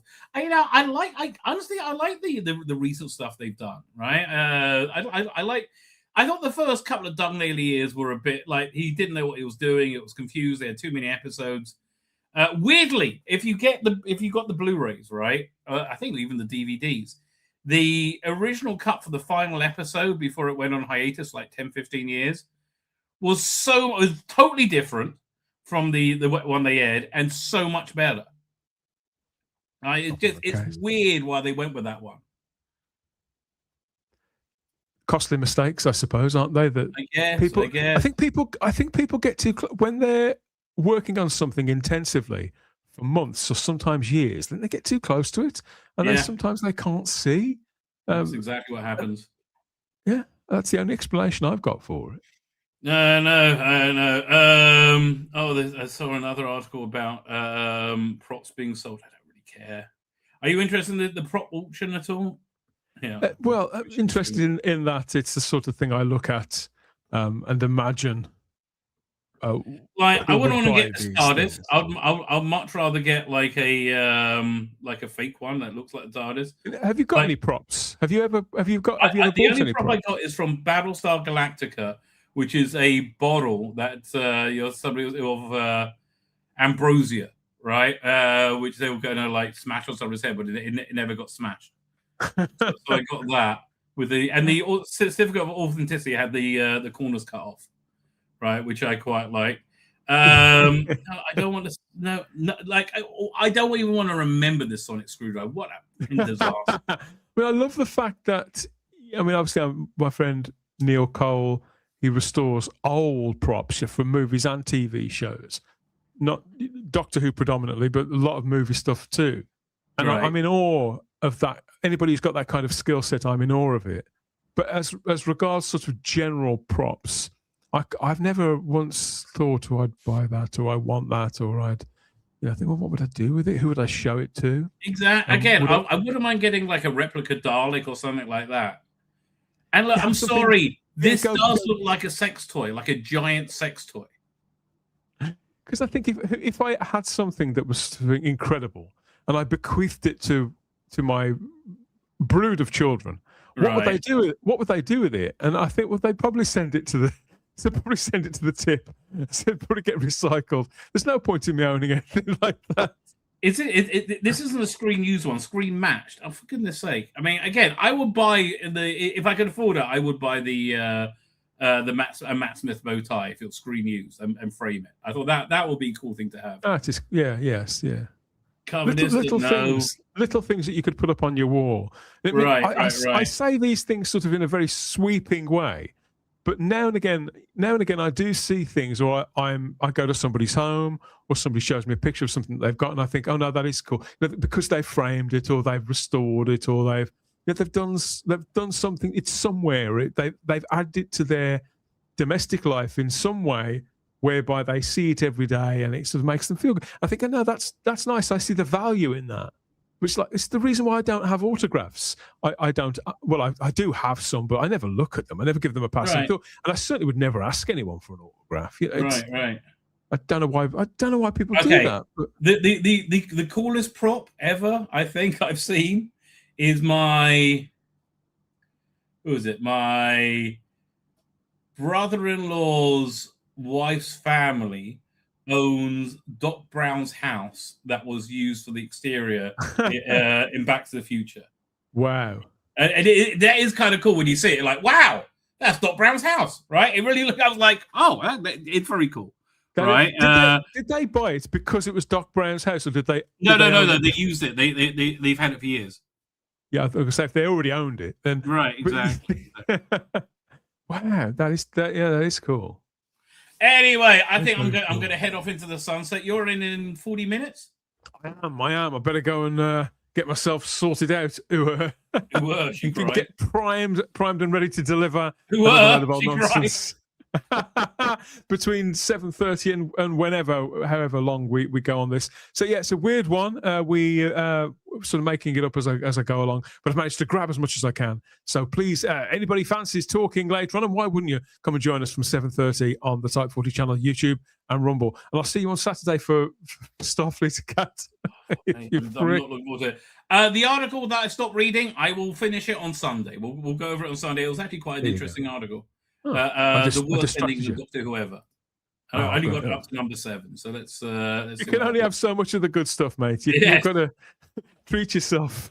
Right, I'll see you in a couple of days, mate. Thank you, everybody. I'll catch you later. Bye-bye. Bye-bye.